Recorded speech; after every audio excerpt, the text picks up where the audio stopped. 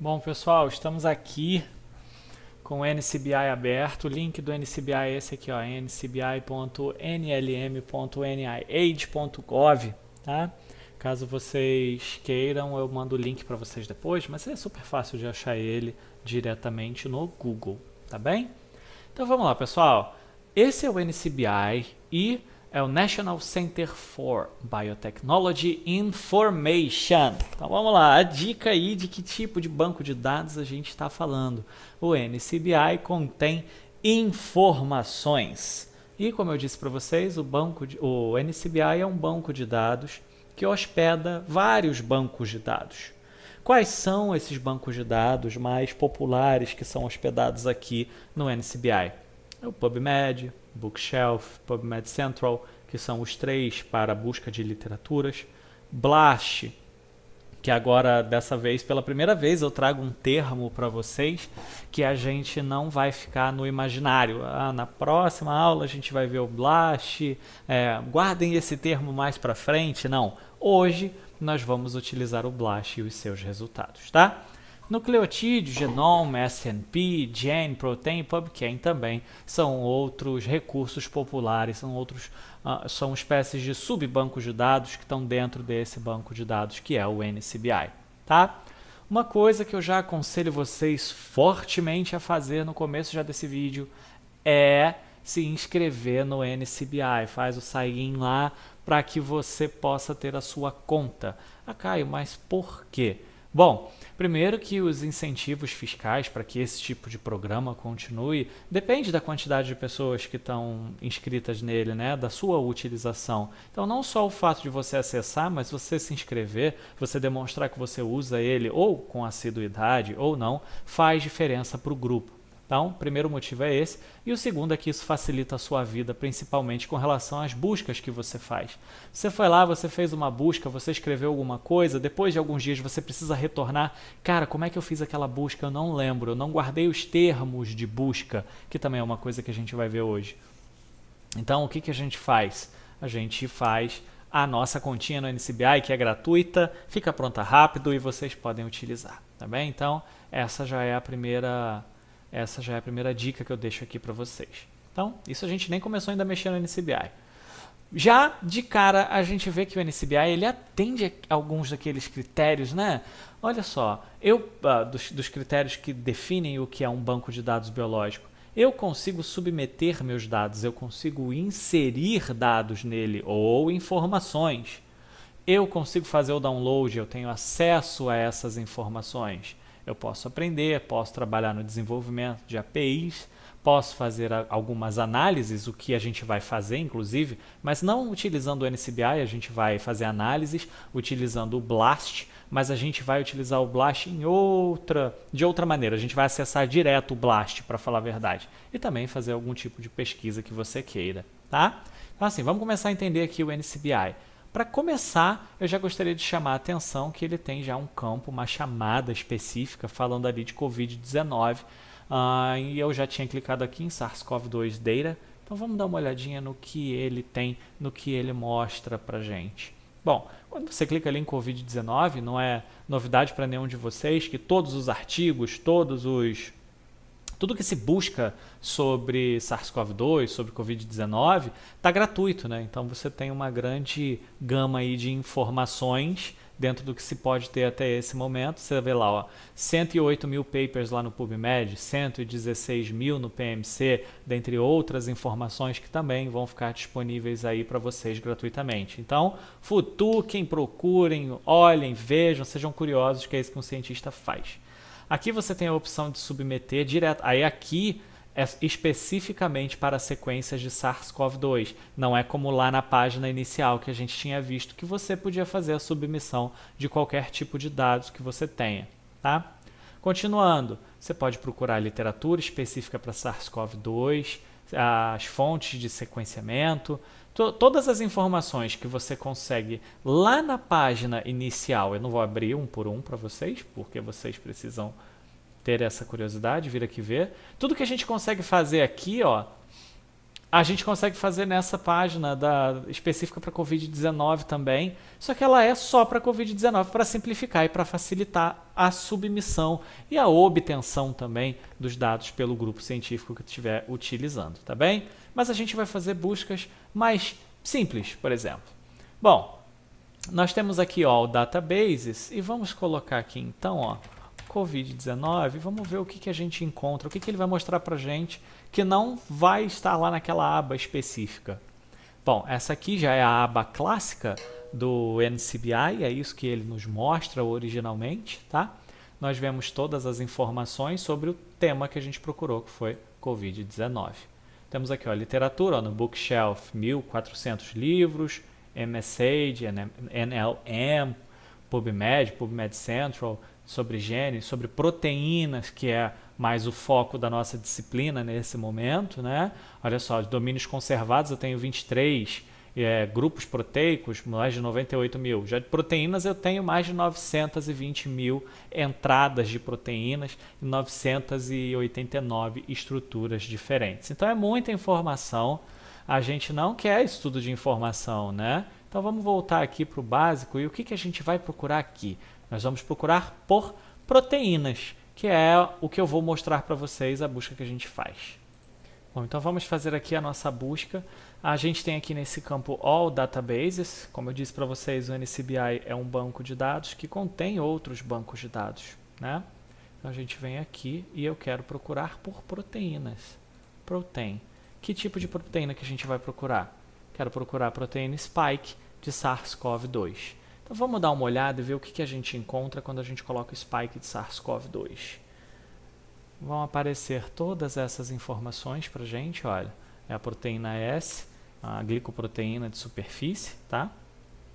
E aqui eu tenho todas as entradas da cadeia A, cadeia B, cadeia C. Eu tenho as informações que ela tem, por exemplo, 1.208 aminoácidos nessa entrada, 1.208 nessa daqui também, todas 1.208, não é sempre assim, ó, essa aqui eu já tenho 1.247. O que isso quer dizer? Que cada método utilizado para poder fazer essa busca resultou, para fazer essa busca não, desculpa, para fazer essa cristalização, essa informação, essa retirada de informação, conseguiu uma quantidade diferente. Hoje a gente já sabe que ela tem 1.273 aminoácidos, tá? São 1.273 resíduos de aminoácidos. Mas aqui a gente vai dar uma olhadinha nesse que tem 1.208, que deve ser uma entrada um pouquinho mais antiga. Bom, como eu vou ver as informações aqui por alto do que o NCBI está me dando, tá? Opa, já tem uma informação aqui de algo que eu já conheço, que é uma sequência chamada FASTA. Então vamos abrir o link, uma nova guia, e dar uma olhadinha na sequência FASTA. Bom, aqui a gente tem a cadeia C da Spike, da glicoproteína Spike, ou glicoproteína S, de SARS-CoV-2.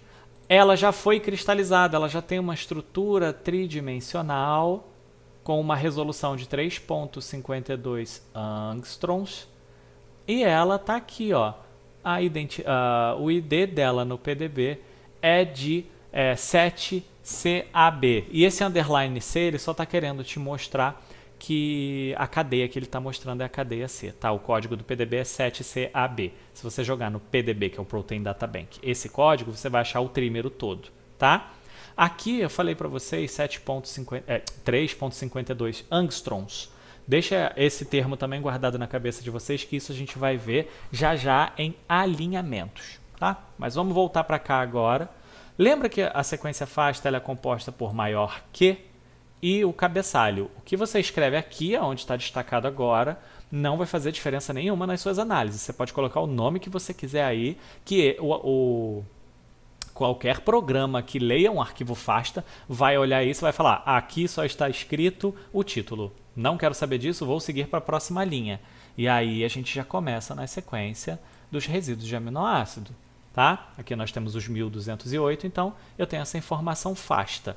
Ah, Caio, eu tenho esse FASTA aqui, eu quero salvar ele. Então você copia ele todo, ó, copia, salva no seu editor de texto e .faa ou .fasta é o mesmo tipo de arquivo, tá? E você tem aí o seu arquivo FASTA. Não é esse que vocês têm que baixar, vocês vão receber o de vocês, ou já receberam, porque eu não sei quando vocês estarão assistindo esse vídeo, tá? Esse aqui é só para eu demonstrar para vocês.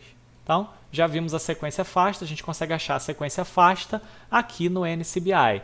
No NCBI também, ele vai mostrar para a gente, olha, o organismo do qual essa sequência foi retirada, palavra-chave que você utilizou para encontrar, ou que ele tem, quem foram os autores para que você possa entrar em contato com eles, o título do paper que resultou da cristalização dessa estrutura 3D e muitas outras informações que vocês podem ou não pesquisar, tá? Fiquem à vontade, porque não é necessário saber todas essas informações. Você precisa saber onde procurá-las, a verdade é essa, tá bem? Então, é isso que a gente viu inicialmente aqui no NCBI. Existem diversas outras maneiras, eu só fiz uma busca pontual com vocês. Para quem não conhecia, se apresentar o NCBI, mas eu acredito que a Adriana mesmo já tem apresentado o NCBI para vocês. E do mesmo jeito que a gente procurou uma proteína, a gente pode procurar também por um gene, pelo genoma completo, por um artigo, o que quer que você procure. Tá bem, pessoal? Então, de NCBI a gente encerra e vamos para o próximo agora, que é o Protein Data Bank, que é o que eu acabei de falar para vocês aqui, que tem o código do Protein Data Bank. Então, vamos lá para o Protein Data Bank. Inclusive, ó, antes de ir para o Protein Data Bank, eu vou copiar esse código aqui. Então, eu vou abrir o Protein Data Bank, um minutinho só para a gente não perder tempo de vídeo, tá, pessoal? Bom, pessoal, estou de volta aqui. Estamos no Protein Data Bank, tá? Ele é um banco de dados que ele tem as estruturas tridimensionais de todas as proteínas que já foram cristalizadas, tá? Protein Data Bank, caso vocês não conheçam, é muito interessante, muito bom você aprender a utilizar o Protein Data Bank para qualquer coisa que você for trabalhar relacionado a proteínas. Bom, como qualquer banco de dados hoje em dia, você tem já logo na chamada, né, alguma coisa relacionada a Covid-19 ou outros tipos de coronavírus, SARS-CoV-2 ou uma proteína específica, tá? Nesse caso eu não vou clicar para a gente não ficar consumindo o tempo da nossa aula. Vocês podem se informar melhor e clicar nesse link assim que entrarem no PDB. Para achar o PDB é muito simples, gente, rcsb.org. É muito fácil você entrar no Protein Data Bank. E o Protein Data Bank, você faz a busca ou pelo nome da sua proteína, ou pelo tipo de proteína, ou pelo código PDB. Lembra que antes de sair da página que está ali do lado do NCBI, eu copiei o código PDB, que era o 7CAB, tinha até um underline C, que eu falei para vocês que esse underline C só queria se referir à cadeia especificamente, e a gente não queria nada com essa cadeia nesse momento, a gente quer o trímero todo. Então vamos lá. 7CAB, ó, abriu o meu arquivo aqui do Protein Data Bank. Esse arquivo do Protein Data Bank tem todas as informações da proteína que foi cristalizada. E ele é muito fácil de mexer, na verdade, tá? Você tem todas as informações aqui nesse cabeçalho. A resolução e o método que foi utilizado, olha, foi utilizada microscopia eletrônica, a resolução 3.52 angstroms. A gente tem também o paper, que é a mesma informação que a gente teve aqui, né, no NCBI, só que aqui está de maneira mais instintiva.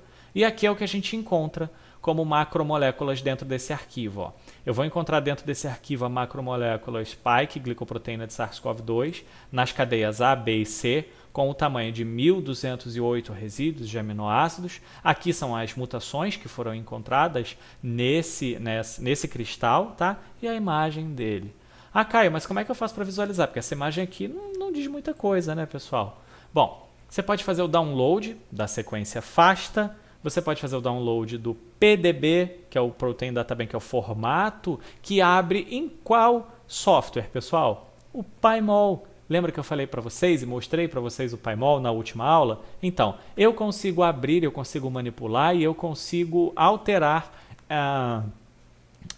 os arquivos do formato PDB no PyMol. Mas aqui eu não quero mostrar nada do PyMol para vocês, a gente vem direto em visualização tridimensional. Aqui, ó, 3D View. essa abinha aqui, que vai me abrir também de uma maneira um pouco menos bonita do que o PyMol, talvez, as 3 cadeias aqui da Spike. Então essa aqui é a carinha da Spike, para quem não conhece, tá? Ó, em verde a gente tem uma cadeia, em roxo outra cadeia, e em, sei lá, laranja, vermelho, o que é isso aqui? Mais uma cadeia, tá? É um homotrímero, e é nessa forma que ela se acopla a ACE2, que é o receptor nas nossas células, tá? Esses quadradinhos aqui, ó, não, deixa eu tentar dar um zoom aqui. Esses quadradinhos aqui são açúcares que que estão glicosilando aí então essa proteína, tá bem, pessoal? Então é esse o tipo de informação que a gente vai ter no PDB. Estrutura, o sumário da estrutura, a anotação tridimensional, a visualização tridimensional. Aqui, por exemplo, eu tenho a descrição do experimento, como foi feito, ó, microscopia eletrônica. Eu consigo ver exatamente como eles fizeram, sem ter que ler o paper, né? Eu acho meio pobrinho que está aqui neste momento, mas está dizendo tudo que foi feito. Inclusive aqui, ó, a resolução em que a gente encontra esse modelo. E a resolução é uma coisa muito importante quando a gente for trabalhar com alinhamento de sequências, tá? Então vocês fiquem ligados aí nesses termos mais uma vez. Outra coisa, meu PDB. Vai lá, você pode fazer o sign-in com o Google, com o Facebook ou com o Orcid, se vocês não têm o Orcid também, porque Facebook eu sei que vocês têm, né? Agora o Orcid também é bem interessante para ser utilizado na comunidade acadêmica. Quem quiser aí seguir carreira acadêmica, pode criar uma conta lá também. Mas faz o sign-in com o Google pelos mesmos motivos que eu já expliquei para vocês anteriormente. Então, busca de estrutura tridimensional. Busca de cristal que já foi, óbvio, né, de cristal que já foi cristalizado. Aonde que eu vou, Caio? Vou no Protein Data Bank ou posso ir também no UniProt, que é o próximo banco de dados que eu vou mostrar para vocês. Vamos lá para o UniProt agora. Bom, essa aqui é a carinha do UniProt.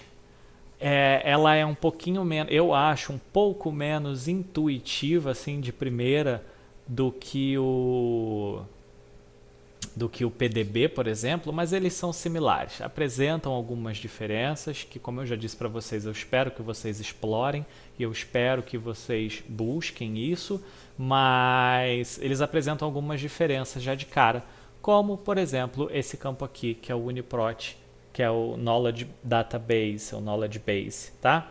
A gente tem aqui, ó, SwissProt e Tremble.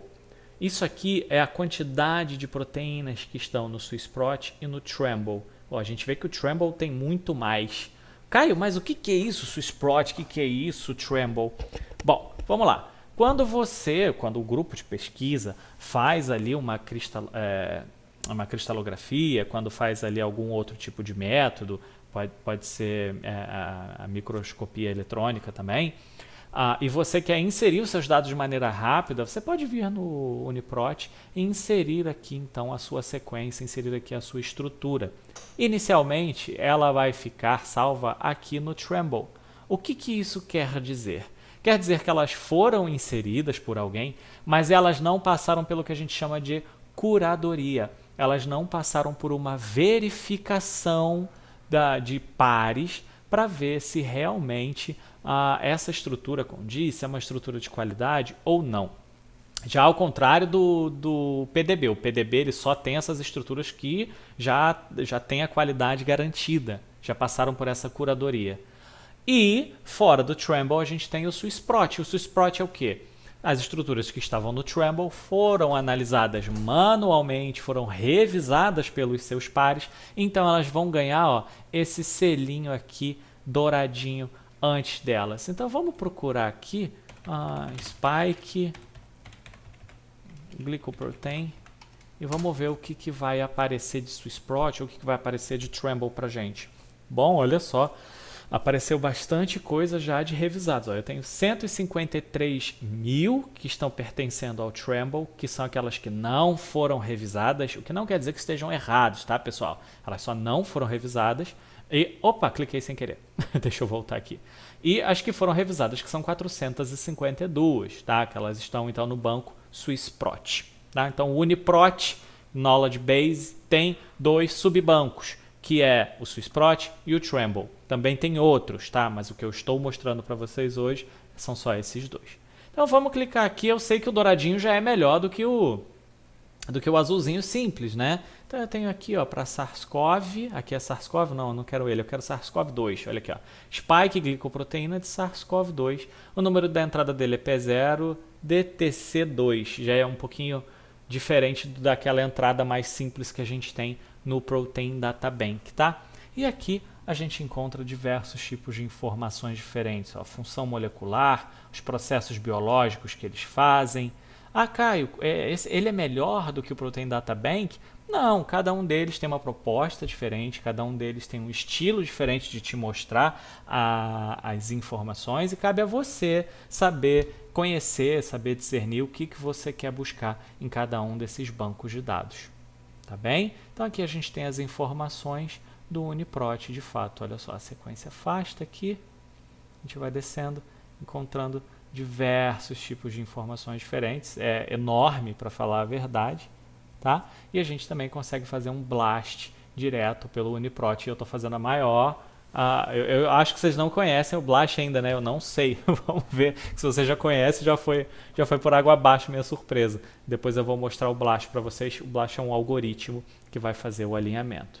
Bom, eu não tem por que eu ficar mostrando todos os detalhes aqui do UniProt. Então com o UniProt a gente encerra aqui também, sabendo que ele e o Protein Data Bank têm informações principalmente sobre proteínas. A diferença é que parte do UniProt passa por curadoria e outra parte não passa por curadoria ainda, tá? Ele passa por essa curadoria aos poucos, beleza, pessoal? E por fim, por último agora, nessa etapa de bancos de dados biológicos, eu vou apresentar para vocês o GISAID, que como eu já tinha falado para vocês, é aquele que é um banco de dados específico para influenza e coronavírus. Bom, pessoal, como vocês podem ver aqui, essa é a carinha do GISAID, tá?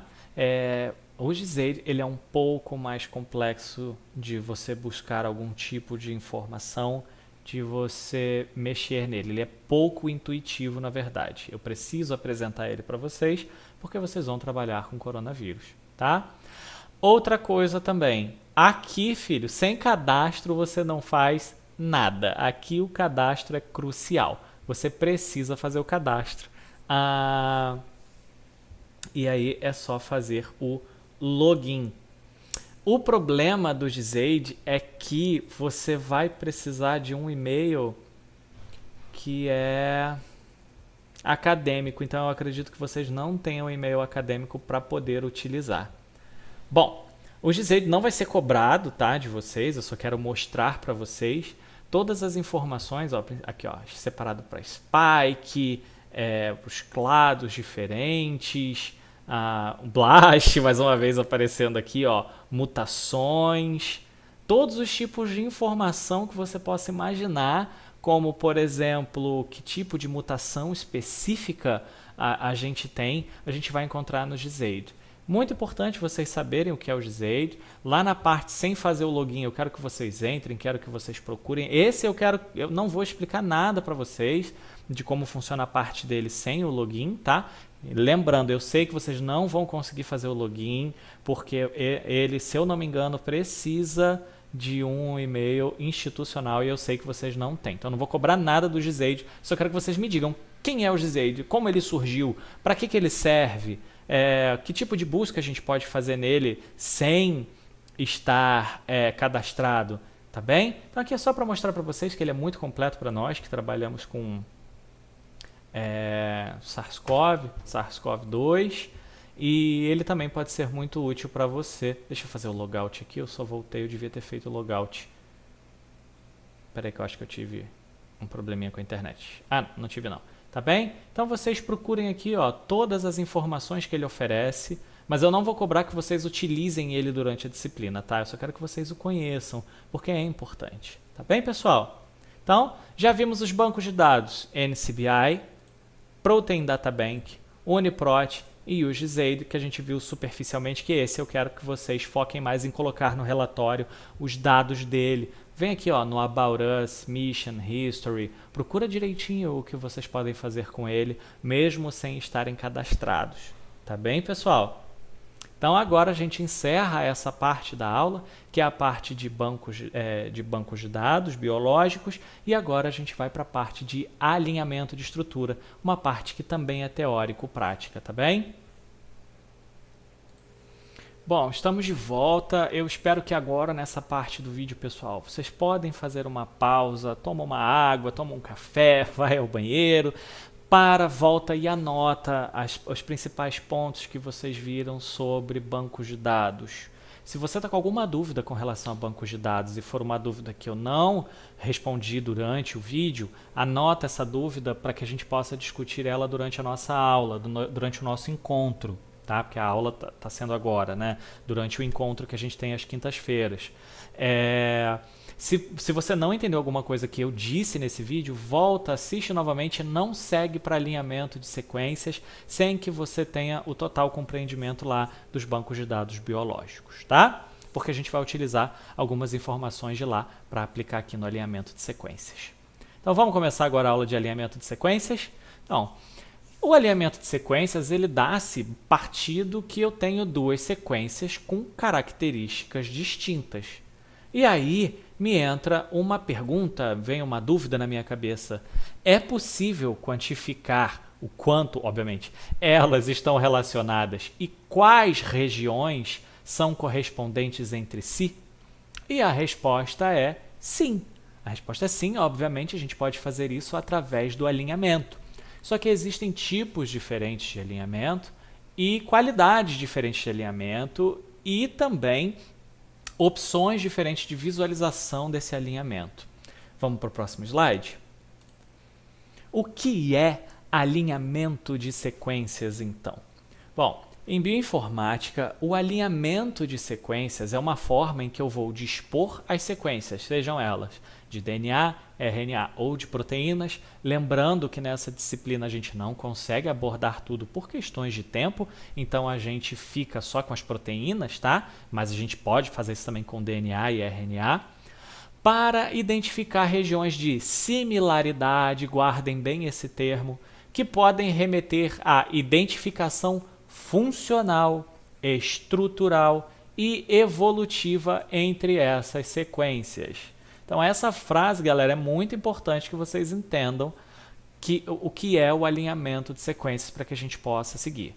Eu posso dispor as informações de DNA, RNA ou proteína e eu consigo então, através do alinhamento dessas sequências, identificar regiões de similaridade entre elas, o que vai me resultar em identificação funcional, estrutural ou até mesmo evolutiva, que é o que a gente chama da homologia entre elas. Ok? Então, isso é uma definição muito importante. Definição de relatório, talvez, não sei. Então vamos para o próximo slide. E aí vem o questionamento, né, pessoal? Por que alinhar? Para que eu faço alinhamento? Bom, o primeiro passo para análise estrutural e funcional é a comparação entre as sequências, seja de uma estrutura elucidada experimentalmente, como aquelas que a gente vê lá no PDB, ou aquelas douradinhas que a gente vê lá no SwissProt, do UniProt, ou não, ou aquelas azuis também, né, do UniProt que estão disponíveis para a gente, que são o Tremble. Podem render informações sobre a sua atividade funcional e homologia. Vou deixar gravado aqui no vídeo, que eu acho que eu já falei isso no outro vídeo, mas não esqueça, não existe algo muito homólogo ou pouco homólogo, isso não existe, pelo amor de Deus.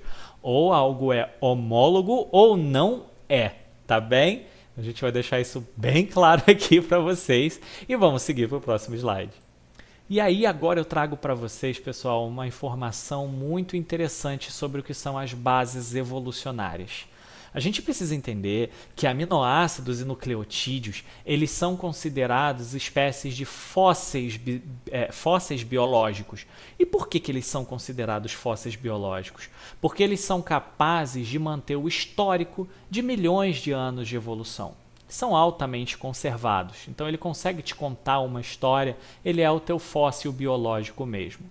As sequências, gradualmente, elas acumulam mutações e elas tendem a divergir com o passar do tempo, como acredito que todos vocês já tenham feito genética, então já sabem do que a gente está falando. Porém, traços evolutivos se mantêm em determinadas posições, permitindo a identificação de ancestralidade comum. Mais uma vez, a gente cai na questão da homologia. A gente pode permitir a identificação de homologia ou não homologia entre diferentes sequências. Ainda falando dessas bases evolucionárias, o que a gente pode ter ali de ocorrência nessas bases evolucionárias? Bom, eu posso ter, olhando para essas duas sequências de baixo, e agora eu peço que vocês olhem atentamente para elas, e vejam que a gente tem ali uma substituição. Aonde está essa substituição? A gente tem aqui essa substituição da isoleucina por uma leucina. É quando eu tenho a troca de um resíduo de aminoácido por outro resíduo de aminoácido. Nesse caso aqui, pessoal, a gente teve o que a gente chama de mutação conservativa, tá? Elas possuem as mesmas propriedades, apesar de serem aminoácidos diferentes, tá? Qualquer coisa, volta lá naquela nossa primeira aula, a revisão de aminoácidos que a gente fez, tá? A gente pode ter também o que a gente chama de deleção ou inserção, e aqui a gente consegue mostrar os dois da mesma maneira, que é através dessa deleção ou inserção do triptofano. Caio, por que você está falando que é uma deleção ou inserção? Porque eu não sei, só olhando nesta figura, se esse triptofano foi inserido na sequência 1 ou se ele foi deletado da sequência 2, o que vai gerar aqui o que a gente chama de gap, que é do inglês mesmo, espaço. Ele gera um espaço nesse meu alinhamento, a gente vai entender já já esses gaps no alinhamento, tá? Então eu não sei se ele originalmente era para estar aqui e foi deletado, teve uma deleção, ou se ele não era para estar aqui na sequência 1 e ele foi inserido. Então aqui nessa sequência a gente consegue ver essas bases evolucionárias de substituição, deleção e inserção. Eu espero que tenha ficado bem claro para vocês. Se não entendeu, volta um pouquinho o vídeo, assiste de novo para poder seguir em frente, tá bem?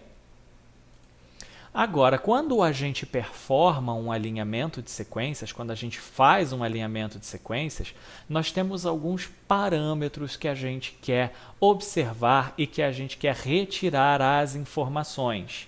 Que parâmetros são esses? Parâmetros de identidade, similaridade, cobertura, e-value, gap e resolução em angstroms. Bom, alguns desses parâmetros a gente já ouviu um pouquinho antes, né? Identidade eu já falei na primeira, segunda aula com vocês. Similaridade eu também falei, cobertura.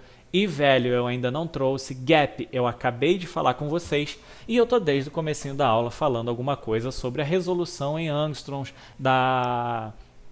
dos cristais que a gente observa. Vamos entender um pouquinho melhor o que é cada um desses parâmetros? Agora uma ajuda para vocês no relatório, tá? Todos esses parâmetros têm que estar no relatório de vocês quando vocês fizerem o alinhamento das sequências, ok? Então vamos lá. Identidade. Pessoal, a identidade sequencial é a ocorrência de um mesmo aminoácido na mesma posição em sequências alinhadas, ou seja, é idêntico, é a mesma coisa. Por exemplo, eu tenho uma arginina na sequência 1 e eu também vou ter uma arginina na sequência 2.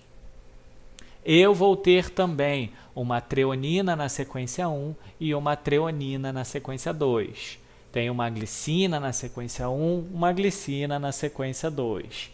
Então, pessoal, é assim que a gente faz essas análises, tá? O ácido aspartico, e aí a gente chega aqui na isoleucina, que ela é substituída pela leucina. Então, aqui não é identidade, aqui é similaridade, que é o que a gente vai ver a seguir. Então, identidade é idêntico em cima, idêntico embaixo, idêntico em cima, idêntico embaixo, em cima, embaixo, cima, embaixo, idêntico. Aqui é similar, não é idêntico. Vamos entender um pouquinho mais agora sobre similaridade? Então, ó, antes da gente seguir para similaridade, tive uma ideia aqui, ó. Vamos lá, eu tenho 1, 2, 3, 4, 5. Vamos pegar esses 5 primeiros resíduos aqui. Eles estão, vamos supor que eles são 100% da minha sequência, tá? Esses 5 são 100%, então cada um deles representa 20% da minha sequência. Qual é a identidade dessa sequência? A identidade dessa sequência é de 80%. Por quê? Eu tenho a arginina, a treonina, a glicina e o ácido aspartico idênticos. Porém, a isoleucina e a leucina são diferentes. São similares, mas não são idênticas. Então, se eu só pegar essa fração aqui, ó, vamos supor que só essas 5 são a minha sequência completa, o valor de identidade é de 80%. Ficou claro, pessoal? Acho que sim. Similaridade. Similaridade é o cálculo entre duas sequências e aí a gente vai partir para score de matriz de substituição. Score de matriz de substituição, gente, é algo que eu posso dar uma matéria um semestre inteiro, então eu não vou trazer isso para vocês, porque realmente isso é muita matemática, isso é muita física, não tem necessidade de trazer isso para vocês. Só entendam que cada vez que acontece uma substituição, como por exemplo ali é o caso da isoleucina pela leucina, eu tenho uma matriz que vai fazer o cálculo, que vai me dizer o quanto vale essa substituição. Se ela é muito negativa, se ela é muito positiva, e aí depende da matriz que eu vou estar utilizando. Mas entendam que de alguma maneira essa matriz ela vai fazer uma pontuação sobre essa, seja deleção ou similaridade, ou inserção, tá bem? Então, sendo levado em consideração a similaridade sequencial do pareamento de aminoácidos diferentes. E aqui é especificamente a similaridade da isoleucina com a leucina. Cobertura. Representa a cobertura dos resíduos de aminoácidos entre a sequência alvo e a sequência alinhada. Sempre entendam isso. Sequência alvo é a sequência que vocês recebem, é a sequência que está na mão de vocês, é a primeira que vocês pegaram. Aí eu quero ver o quanto ela é parecida com a outra, aquela é a sequência alinhada. Então a sequência alvo é sempre a sequência de vocês. Qual é a cobertura aqui, por exemplo? Aqui deve ser uns 99%, porque a gente só tem esse, eu não sei qual é a matriz que eles usam para calcular, tá? Mas não é 100% porque a gente tem esse triptofano ali no meio, abrindo o que a gente chama de gap, e aí isso diminui a nossa cobertura. Agora, vamos voltar para o exemplo aqui, ó, dessas 5, tá? Que foi aquele primeiro exemplo que eu dei para vocês. Essas 5 aqui, cada uma delas representa 20%. Se ela fosse a minha amostra toda, a cobertura dela seria de 100%. Porque independente de identidade e similaridade, ela está completamente coberta. Elas têm o mesmo tamanho, tá bem? Elas se sobrepõem, beleza? Então, e-value. Vamos lá. E-value é o expected value. É mais simples do que parece, não é nenhum bicho de 7 cabeças, tá? O e-value, ele verifica a qualidade do alinhamento. E esse valor, ele corresponde à probabilidade de se obter uma sequência aleatória de mesmo tamanho e com composição similar. Caio, eu não entendi muito bem isso. Então vamos para olhar os valores. O e-value vai geralmente ser entre 0 e 1. Então, quanto mais próximo de 0, menor a chance de aleatoriedade. O que é isso? Fiz um alinhamento, o meu e-value deu 0. O que isso está me dizendo? Que existe 0% de chance, a probabilidade é 0, de que o meu alvo não seja aquela sequência alinhada. Ou seja, ele está me dizendo que é a mesma coisa, elas são idênticas, ok? Agora, o meu e-value deu 0.1, isso é um resultado ruim.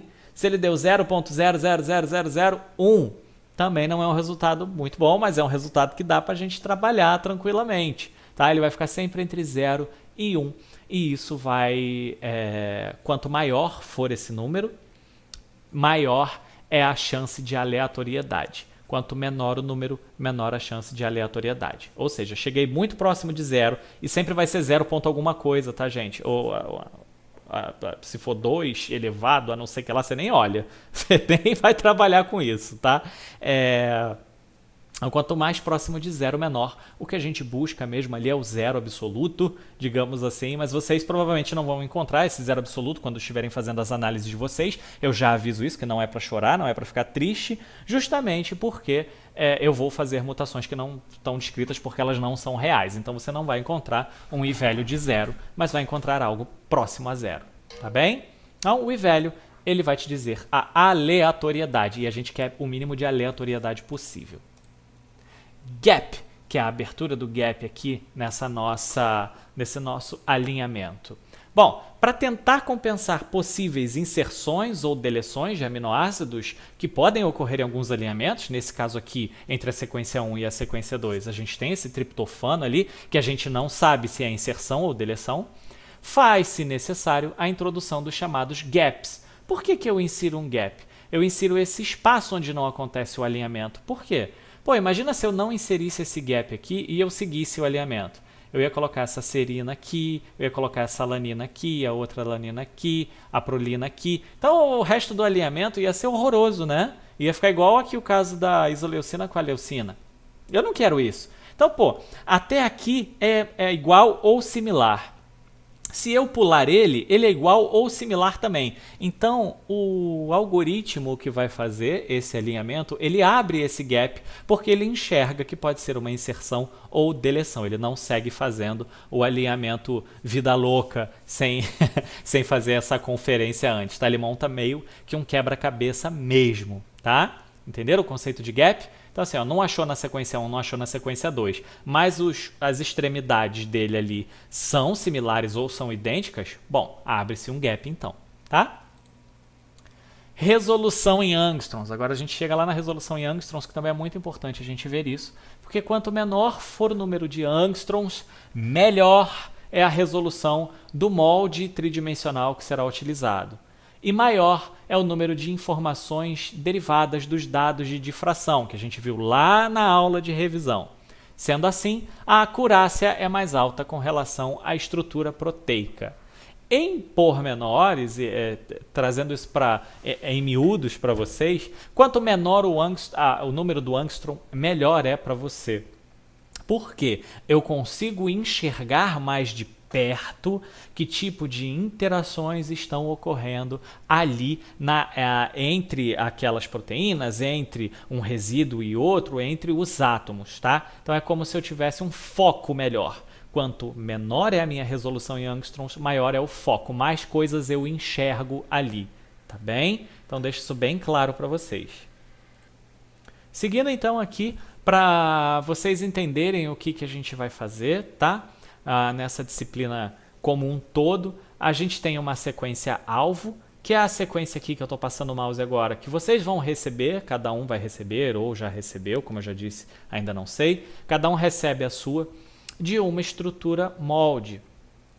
Essa estrutura molde a gente vai deixar de canto agora, não é para vocês entenderem isso agora. O que vocês têm que entender é que a gente tem uma sequência alvo, que ela pertence a uma estrutura molde, e a gente vai fazer um alinhamento.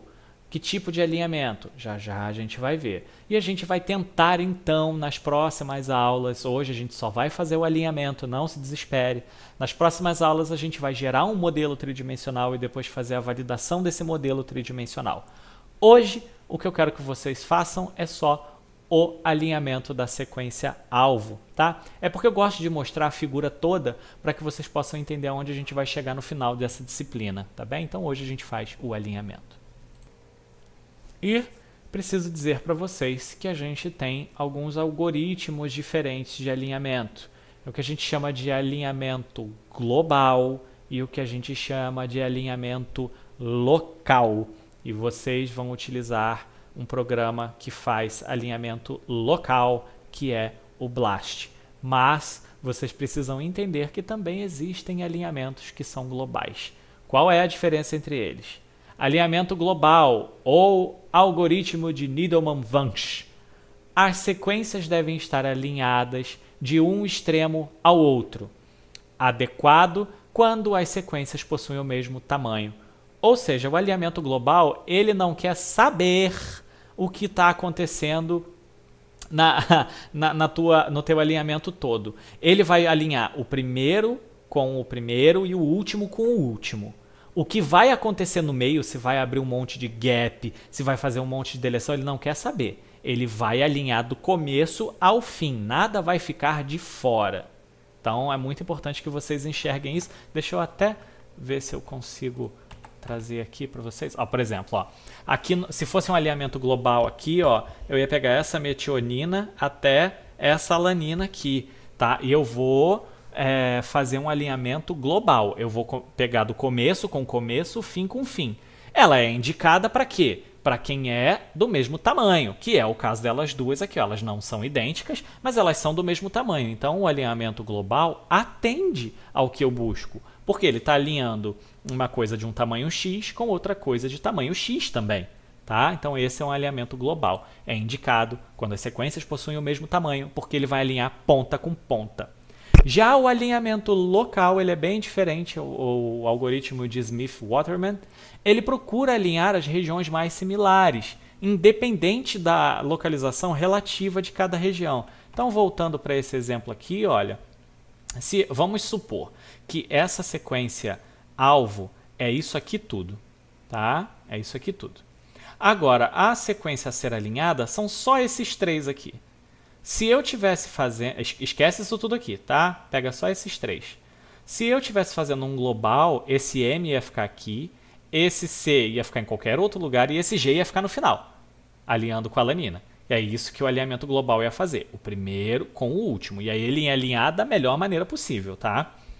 Agora, o alinhamento local, ele é bom para quando as estruturas não têm o mesmo tamanho, porque ele ia alinhar exatamente aqui.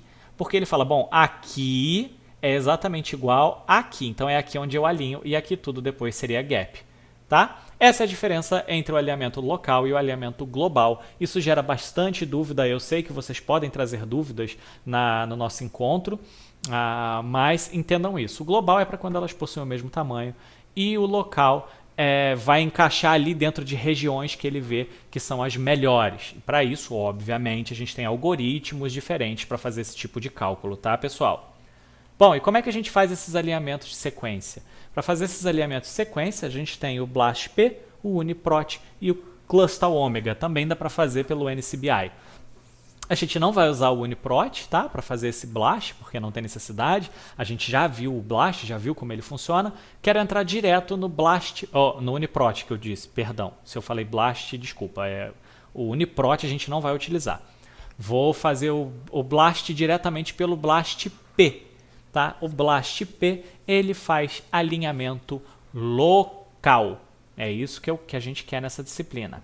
Clustal Omega está ali só para caso vocês tenham a curiosidade, caso vocês queiram trabalhar um pouquinho mais, trazer um resultado extra, ganhar um pontinho extra com o professor, sabe?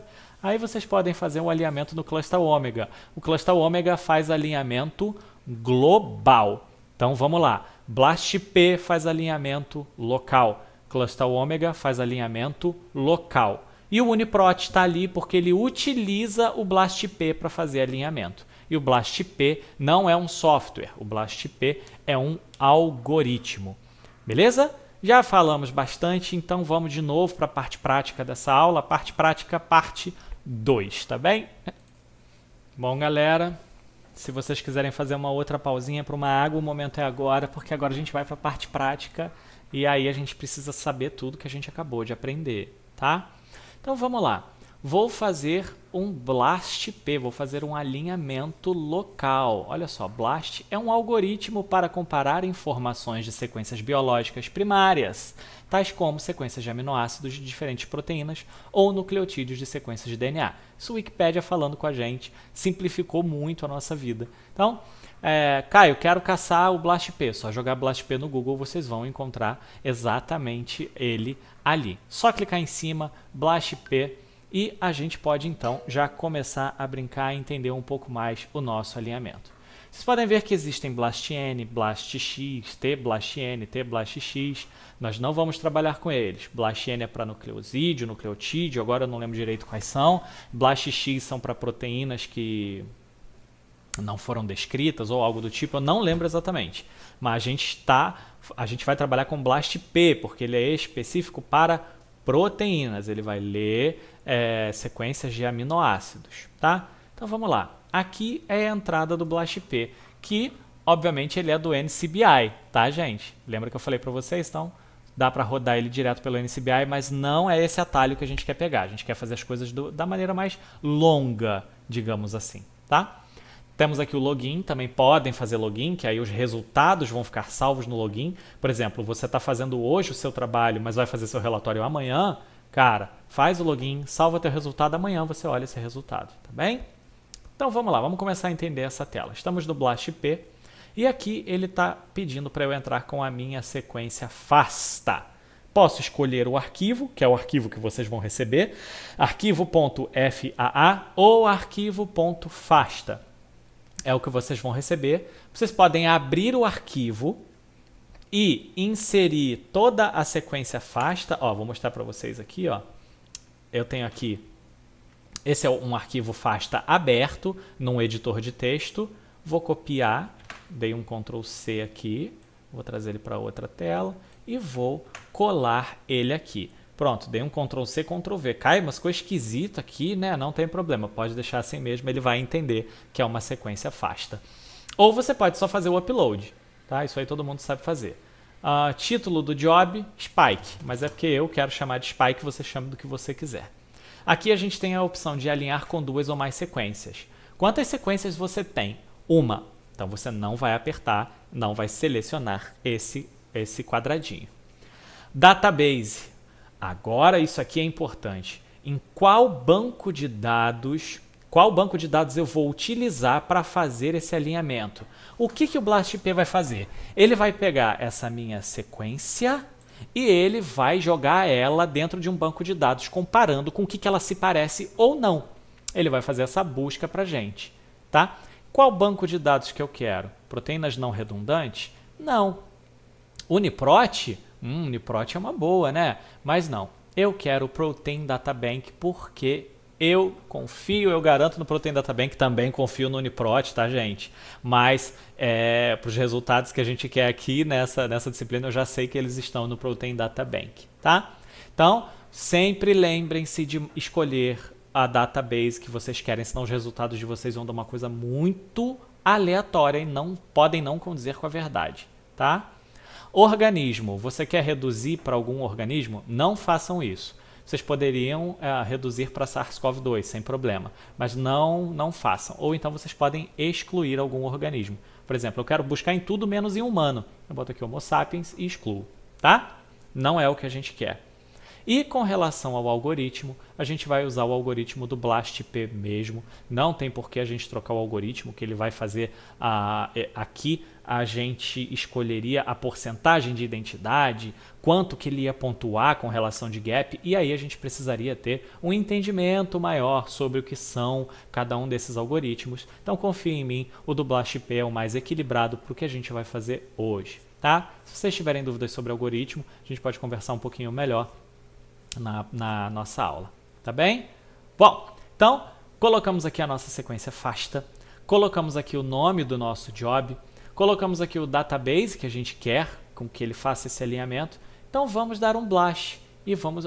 Show results in a new window. Eu sempre prefiro fazer isso porque quando eu aperto blast, que é quando você manda ele fazer esse alinhamento local, blast é alinhamento local, ele vai abrir uma nova janela. Então se eu quiser depois voltar aqui e fazer uma nova busca ou fazer um novo alinhamento, é só voltar, não tem muita burocracia. Pessoal, aqui foi muito rápido. Mas não se preocupem porque pode demorar o de vocês. Principalmente porque o que eu utilizei aqui, só para vocês saberem o que eu utilizei, eu peguei aquela sequência FASTA aqui, ó, que a gente tinha visto lá no NCBI no começo dessa aula de hoje. Então eu peguei essa sequência, troquei o nome dela, mas eu deixei ela igual e eu coloquei para rodar um blast aqui. Então o que ele fez? Ele pegou aquela minha sequência e ele conferiu com item por item de sequência de proteína no PDB. E ele selecionou as 100 melhores. Olha aqui, ó, selecionar as 100 melhores, tá? Isso aqui, depois a gente consegue ver mais, mas a gente não quer ver mais do que isso, não tem necessidade nenhuma. E vamos lá. Lembra que o código PDB era 7CAB? Mas, quando eu coloquei ela aqui, eu não descrevi nada disso, eu só coloquei um título assim, Spike. Mesmo se eu tivesse colocado outra coisa, ele não leria. Então, tecnicamente, o Blast não sabe que eu sei que sequência é essa. É como se fosse um mistério para mim. Mas não é, eu já sei quem é. Mas ele não sabe que eu sei. Então, eu pedi para ele procurar essa sequência, que supostamente eu não sei que sequência é, no Protein Data Bank. E foi isso aqui que ele me retornou. O primeiro lugar que ele encontrou, eu tenho aqui ó, um score máximo, a cobertura, o e-value, olha aqui, ó, a identidade e olha aqui, ó, o código de acesso do PDB, 7CAB, que é a 7CAB do nosso Protein Data Bank. Então, se isso me servisse como uma parametrização ou como um teste, eu posso dizer que esse método de busca é válido. Porque eu já sabia de quem era a sequência e quando eu coloquei no BlastP, o BlastP também me mostrou a mesma sequência como sendo a melhor. Tanto que ela tem ó, 100% de identidade e a segunda colocada já tem 99,50%.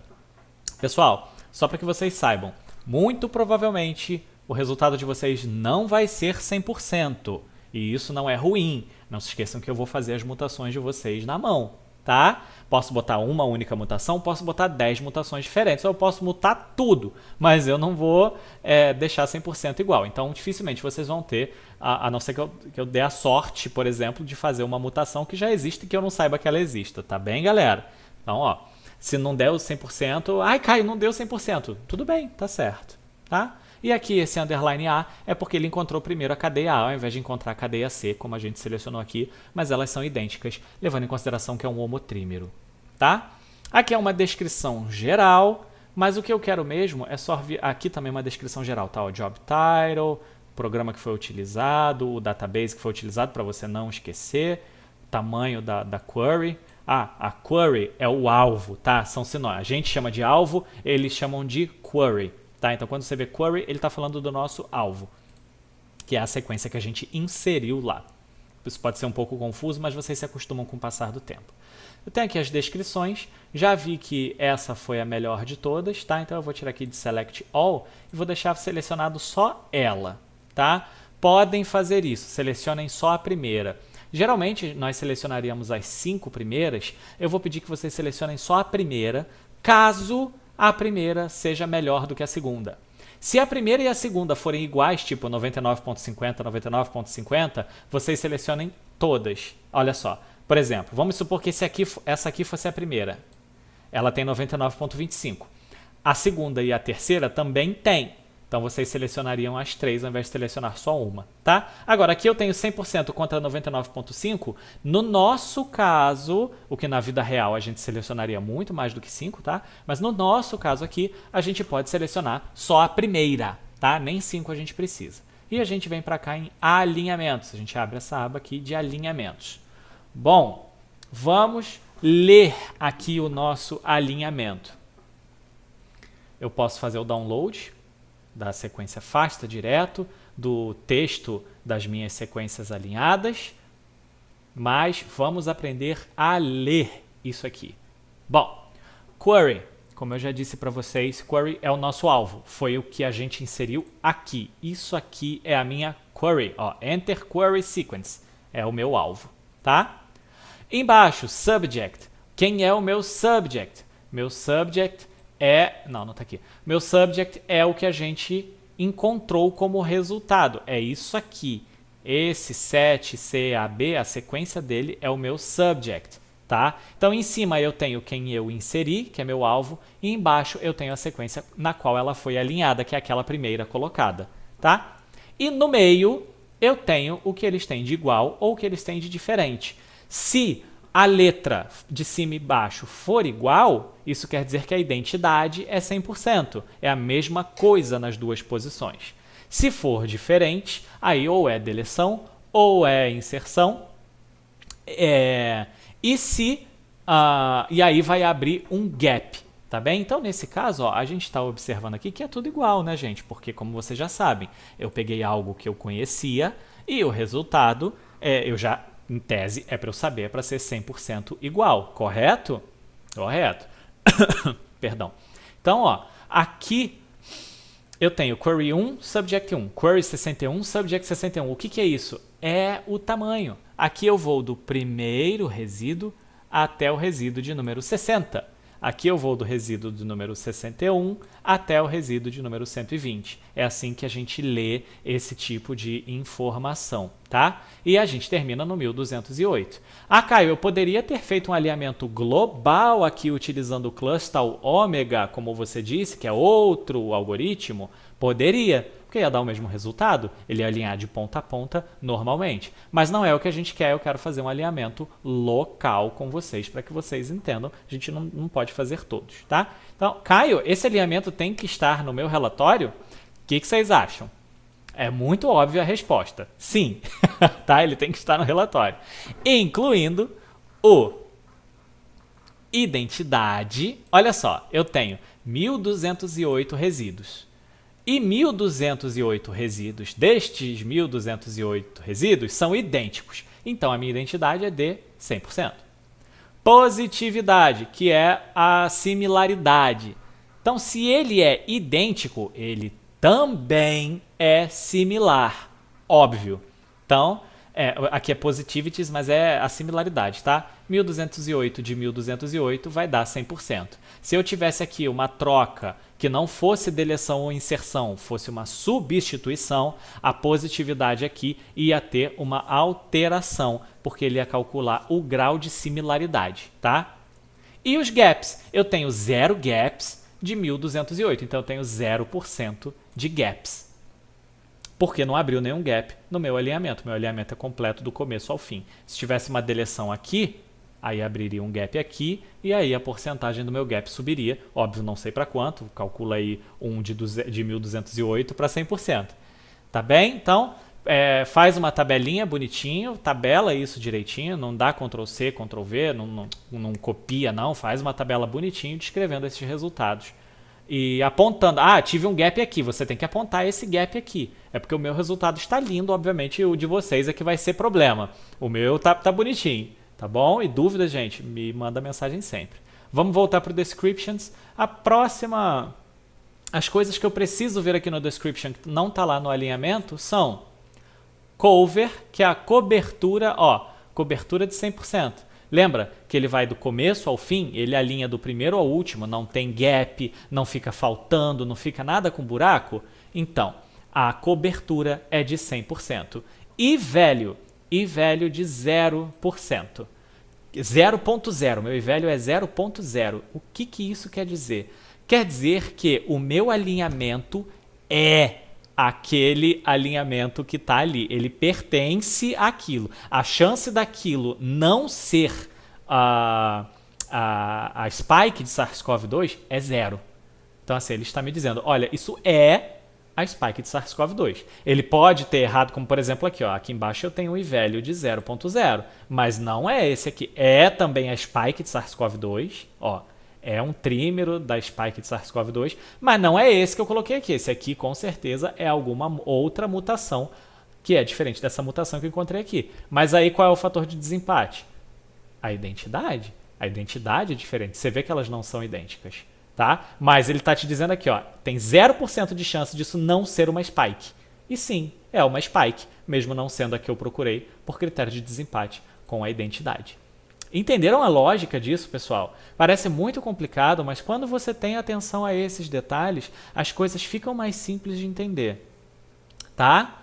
Então é isso que vocês vão fazer. Vocês vão pegar a sequência de vocês, vão colocar aqui no BLASTP, vão escolher um nome, vão fazer no Protein Data Bank, que vai ser o database de vocês, com o algoritmo do BLASTP, vão utilizar o BLAST, volta para cá, pega todas essas informações, seleciona o primeiro, caso ele seja superior ao segundo colocado. Em caso de empate, você seleciona eles e apresenta todos os resultados, tá? Ai, Caio, pelo amor de Deus, deu tudo 100%, ou deu tudo 92,5%, todos os 100, eu vou apresentar os 100? Não. Aí, nesse caso, você pode me apresentar só 5, já tá bom. Tá? Não tem necessidade de seguir disso. Eu acredito que não exista um empate tão grande assim. E se o empate for de 100%, aí você pode pegar o primeiro, o segundo, o primeiro e o segundo, fiquem à vontade, mas justifiquem o porquê da escolha, tá? Vamos voltar aqui em alinhamentos.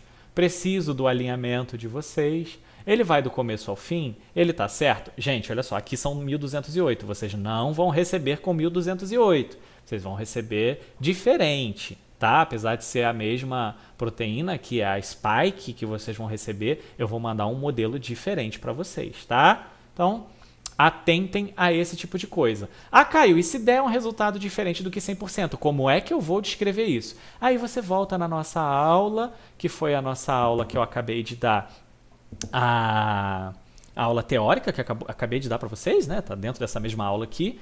E você vê quais são os conceitos de velho, de identidade, e aí você disserta em cima disso. Tá bem, galera?